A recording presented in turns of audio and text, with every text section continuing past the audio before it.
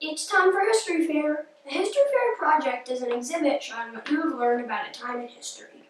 It all starts with an idea. You choose a time in history that represents the theme. Then you research and prepare your exhibit. This year's theme is conflict and compromise. What? Well, a conflict is a disagreement, and a compromise is a nice way of solving the problem. Here's an example. In 1803, President Thomas Jefferson was the third president of the United States. The French were not letting the United States use the Mississippi River, so President Jefferson had an idea. Why not buy their land so we could use the Mississippi River anytime we wanted? Would you buy the land we call Louisiana for $15 million? Whoa, that's a lot of money, but I think we could buy your land. Let me talk to Congress. I think that is a good bargain. Let's buy the land. Are you crazy? That is too much money.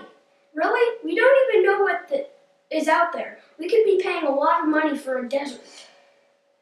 Now that was a conflict. Should the United States buy the Louisiana Territory from the French or not? The senators are very wise men, and I value their opinions. However, I think this is a bargain, and I will send Lewis and Clark to explore the land and find out what it is like. I will give us room for our citizens to expand. We'll find out for you, Mr. President. We'll be back in a few years if we can find a guide. Our country is growing fast. We need more room. We need to think of the future. Well, I still think it is too much money, but I'll back your decision, Mr. President. Me too, Mr. President. That's compromise. The men solved their disagreement in a kind way. And Thomas Jefferson turned out to be right. The land was good land for farming, and today we know it was one of the best bargains in history. The land we saw was great for farming. And Sacagawea was a great guide. That buy had great consequences for the United States, too. It doubled the size of the country then and today. We have 13 of our states on that land. But how do I get started with the History Fair project? Well, first you choose your topic.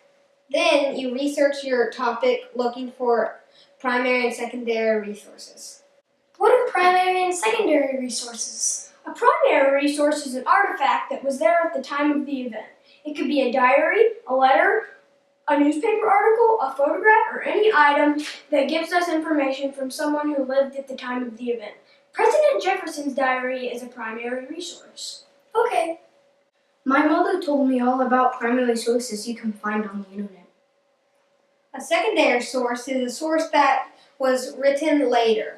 A history book, an encyclopedia, a biography, and many online facts are examples of secondary sources. I like to read biographies of people who lived long ago.